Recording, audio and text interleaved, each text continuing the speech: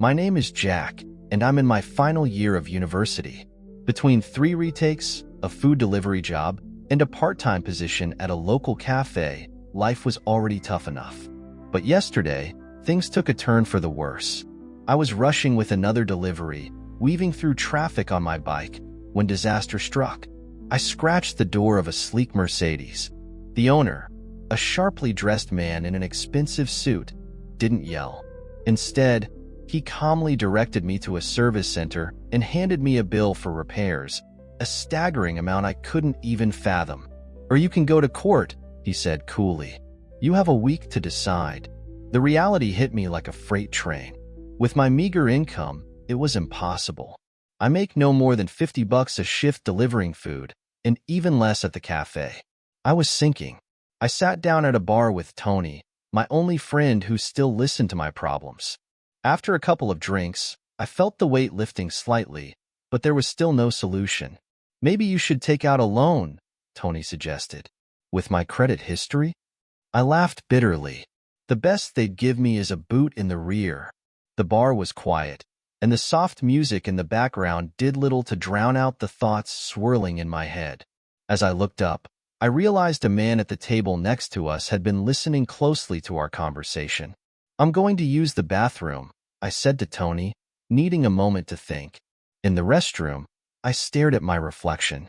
I was 23, with a body shaped by years of delivery work and swimming training, but it didn't seem to matter. My diploma was in jeopardy, debt was suffocating me, and the future looked bleak. The bathroom door opened, and the man from the bar walked in. He was older, dressed in an immaculate suit, and exuded confidence. "Sorry to intrude," he said, taking out a business card. "But I think I can help you." I took the card. It read, "James Hunter, Consulting Services." He pointed to the address. "Come by tomorrow at 9. We can discuss the details." I pocketed the card, unsure whether to feel intrigued or wary. Back at the bar, I didn't tell Tony about the conversation. The next morning, I found myself in a shiny office building. James greeted me with a handshake, his presence commanding and assured.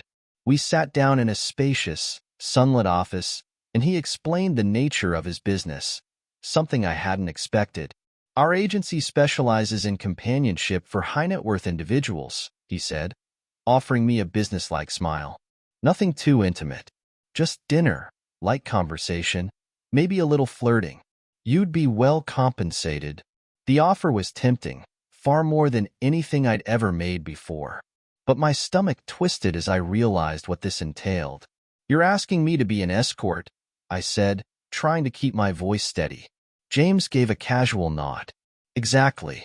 Straight men make excellent companions for some of our clients. The first evening's rate is $300. $300. That was a week's worth of earnings for me, in one night. I thought about the Mercedes, the mounting pressure, and the looming deadline. "I'll do it," I said, surprised by how easily the words came out. James handed me a folder with details of my first assignment, a dinner with a client named Mr. Richardson, a luxurious mansion, fine dining, and classical music.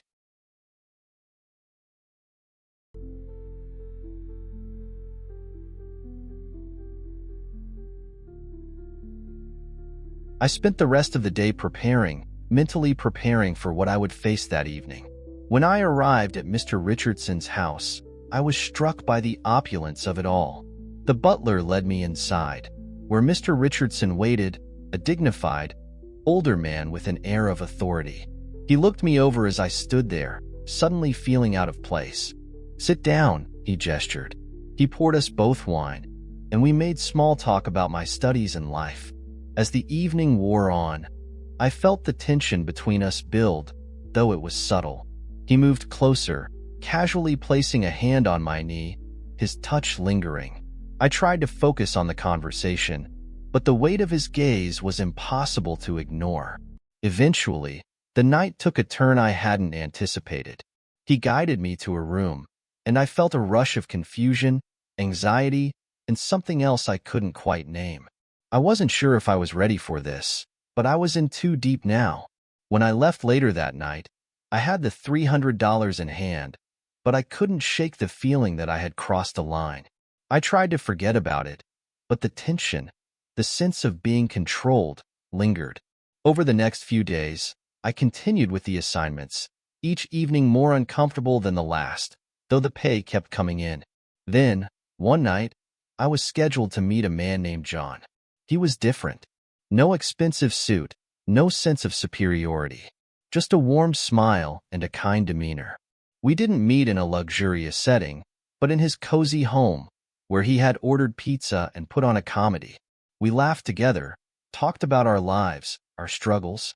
I felt something shift, no longer a client and an escort, but two people connecting. As the weeks went by, I began to look forward to my meetings with John. The interactions were easy, natural, and without the same feeling of being exploited. He even helped me with some of my university work and gave me advice on managing my debts. For the first time, I felt like I wasn't just a means to an end.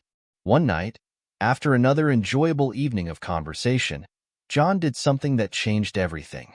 "I want to help you," he said, writing me a check for the remaining amount I owed. Not as a client, but as a friend. I stared at the check, overwhelmed. "I can't accept this," I said, but he smiled and insisted. "Consider it an investment in your future," he said. That night, I knew something had shifted. What had started as a business arrangement was evolving into something more.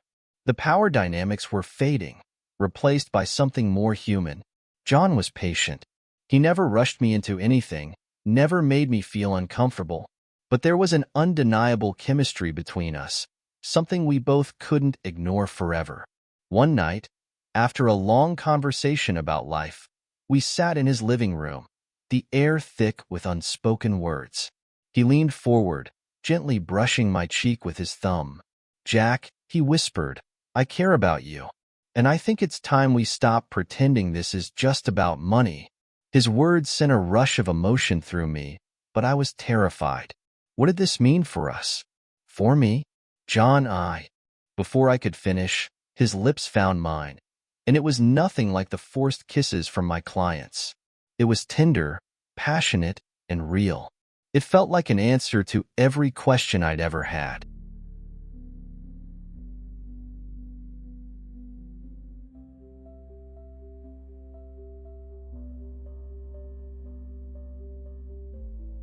Our movements a whirlwind of excitement and nerves, as if the world outside had momentarily disappeared. The soft glow of the bedside lamp cast shadows on the walls, creating a sense of warmth and privacy. The air between us felt thick with anticipation, and I could feel the weight of every unspoken word we had yet to say. As I reached for the hem of my shirt, our fingers brushed, sending a jolt of electricity through me, making my heart race even faster. With a mix of eagerness and reverence, we shed our clothes, revealing our vulnerability to one another in the quiet cocoon of the room. His touch was gentle, almost reverent, as if he wanted to make sure I felt safe in every moment. He guided me with careful, tender hands, his eyes never leaving mine. There was no rush, no overwhelming pressure, just an unspoken understanding between us. Each movement felt deliberate, like we were both discovering something new, not just about each other, but about ourselves. When our bodies finally met, it was as though we had been waiting for this connection all along. I felt a surge of pleasure, but it was more than just physical. There was a deep emotional current that ran through us, a dizzying blend of sensation, trust, and something else I couldn't quite name. My breath caught in my throat as I felt every inch of him, every shared touch amplifying the intimacy between us. For a long moment, we clung to each other, our bodies tangled and pressed close, as if afraid that pulling away would shatter the fragile bubble we had created.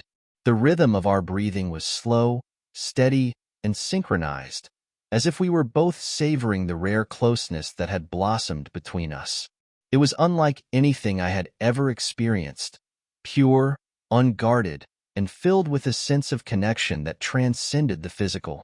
Reluctantly, we pulled apart, the sudden separation feeling like a loss, but the lingering warmth between us kept the bond intact, both of us aware that what we shared in that moment had shifted something fundamental. We lay there for a while, quietly content, feeling the aftermath of something beautiful, something unspoken yet deeply understood. The next morning, I woke up to a note from John. It was simple, just a line that read, "You don't owe me anything anymore." I stared at the note for a long time, a sense of relief washing over me. He had truly meant what he said. No strings attached. Those are just a few of the experiences I've had so far, but I have many more stories to share. Each one a different chapter in a journey I never expected to take. Some of the moments were raw and intense, while others were filled with unexpected tenderness and understanding. There were nights when everything felt uncertain, when I questioned the choices I had made, and others when the connection with someone left me feeling more alive than I had ever thought possible. The people I met, the situations I found myself in, all left an imprint on me, shaping how I see the world and myself in ways I couldn't have predicted. If you're interested, I could tell you about the times that pushed me to my limits, or the quiet, simple moments that were more profound than anything I ever imagined. It's a journey of discovery, of learning about the complexities of human connection, and about finding moments of clarity amidst the chaos. And I'd be happy to share more if you're ready to listen.